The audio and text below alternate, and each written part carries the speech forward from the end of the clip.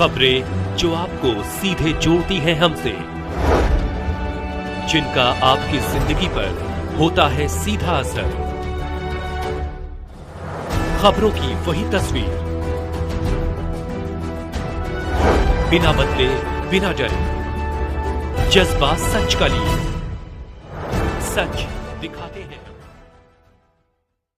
प्रदेश की राज्यपाल एवं राज्य विश्वविद्यालयों की कुलाधिपति श्रीमती आनंदीबेन पटेल ने आज अब्दुल कलाम प्राविधिक विश्वविद्यालय लखनऊ में आयोजित नवोन्मेष 2025 ए आइडिया चैलेंज कार्यक्रम के समापन समारोह में विजेता प्रतिभागियों को पुरस्कार देकर सम्मानित किया।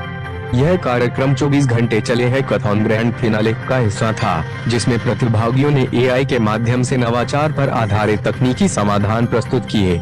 कार्यक्रम में उत्तर प्रदेश के विभिन्न विश्वविद्यालयों के विद्यार्थियों ने भाग लिया। सभी प्रतिभागियों ने सामाजिक समस्याओं के समाधान हेतु अपने अपने नवोन्मेषी प्रोजेक्ट्स प्रस्तुत किए, जिनमें से कई परियोजनाएं अत्यंत रोचक, रचनात्मक एवं व्यावहारिक थीं। राज्यपाल जी ने नवोन्मेष प्रोजेक्ट प्रदर्शनी का भी निरीक्षण किया और प्रतिभागियों के कार्यों की सराहना की। उन्होंने युवाओं को नवाचार और उद्यमशीलता के क्षेत्र में आगे बढ़ने के लिए प्रेरित करते हुए कहा कि प्रधानमंत्री जी का विजन तभी पूरा होगा जब देश की प्रगति में युवाओं की रचनात्मक सोच और तकनीकी दक्षता की महत्वपूर्ण भूमिका होगी। उन्होंने सभी प्रतिभागियों को हार्दिक बधाई देते हुए कहा कि केवल विजेता ही नहीं, बल्कि प्रतियोगिता में भाग लेने वाले सभी प्रतिभागी सम्मान और बधाई के पात्र हैं, क्योंकि उन्होंने समाज के ज्वलंत मुद्दों पर अपने आइडिया और समाधान प्रस्तुत किए हैं। उन्होंने कहा कि यह मान लेना कि केवल शहरी क्षेत्रों के विद्यार्थी ही प्रतिभाशाली होते हैं, गलत धारणा है। गांवों के विद्यार्थी भी उतने ही प्रतिभाशाली और नवाचारी होते हैं और उन्हें सही अवसर मिलने पर वे समाज की बड़ी समस्याओं का समाधान दे सकते हैं। उन्होंने अपने जनपद भ्रमणों का उल्लेख करते हुए कहा कि अनेक जिलों में उन्होंने लिंगानुपात, जेंडर रेशियो की गंभीर समस्या देखी है, जहां लड़कियों की संख्या चिंताजनक रूप से घट रही है। उन्होंने विद्यार्थियों से कहा कि वे इस सामाजिक समस्या पर गंभीरता पूर्वक चिंतन करें और आर्टिफिशियल इंटेलिजेंस की मदद से इसके समाधान के नवाचार विकसित करें। इस दिशा में विद्यार्थी डेटा संग्रह कर सकते हैं, जैसे कि कितनी महिलाओं ने गर्भधारण किया और कितने बच्चों का जन्म हुआ, ताकि लिंगानुपात में हो रहे अंतर को समझा जा सके और इस पर सटीक रणनीति तैयार की जा सके। उन्होंने कहा कि यदि विद्यार्थी इस समस्या पर ध्यान दें, तो प्रभावशाली समाधान तैयार किए जा सकते हैं जो समाज में सकारात्मक परिवर्तन ला सकते हैं। राज्यपाल जी ने नवाचारों की सामाजिक उपयोगिता पर विशेष बल देते हुए कहा कि दवाओं के परीक्षण के लिए विकसित किया गया एक अत्यंत उपयोगी पहल है। इस ऐप को और भी प्रभावशाली व व्यावहारिक बनाने के लिए विद्यार्थियों को निरंतर सुधार और उन्नयन की दिशा में कार्य करते रहना चाहिए। उन्होंने कहा कि आज श्री अन्न को पूरा देश अपना रहा है। किसान श्री अन्न का उत्पादन कर रहे हैं, इसलिए विद्यार्थियों को चाहिए कि वे किसानों को सही मार्गदर्शन और तकनीकी सहायता प्रदान करें कि किस मौसम में, किस मिट्टी में क्या बोया जाए, जिससे उत्पादन भी बढ़े और समय तथा संसाधनों की बर्बादी भी न हो। विद्यार्थियों को ऐसे नवाचार विकसित करने चाहिए जो कृषि और ग्रामीण अर्थव्यवस्था को सशक्त करें। राज्यपाल जी ने फसलों के सर्वेक्षण के क्षेत्र में भी नवाचार की आवश्यकता पर बल देते हुए कहा कि छात्र यह सोचें कि सटीक, त्वरित और विश्वसनीय फसल सर्वेक्षण कैसे किया जाए।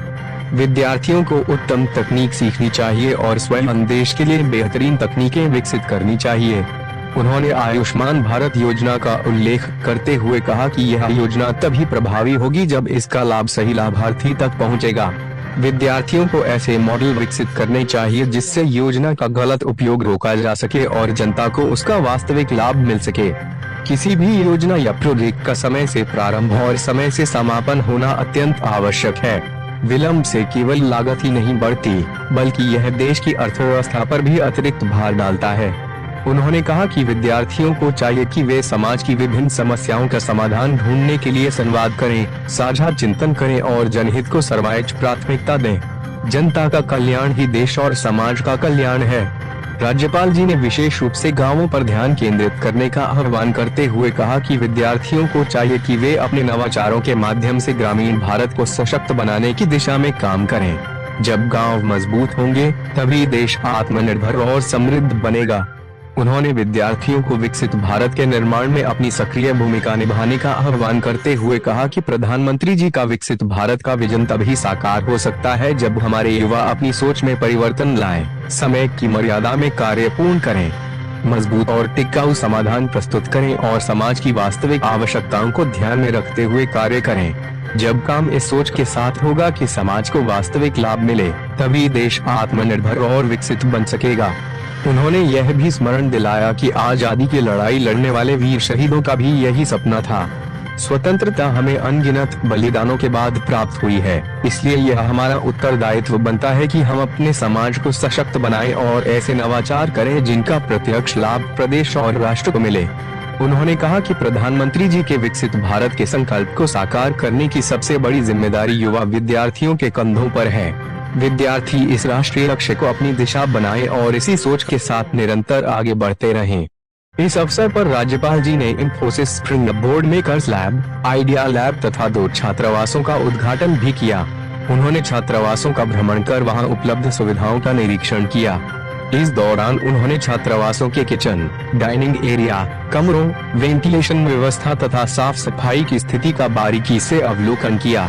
राज्यपाल जी ने विशेष रूप से रसोई घर की स्वच्छता और उचित वेंटिलेशन पर ध्यान देने को कहा।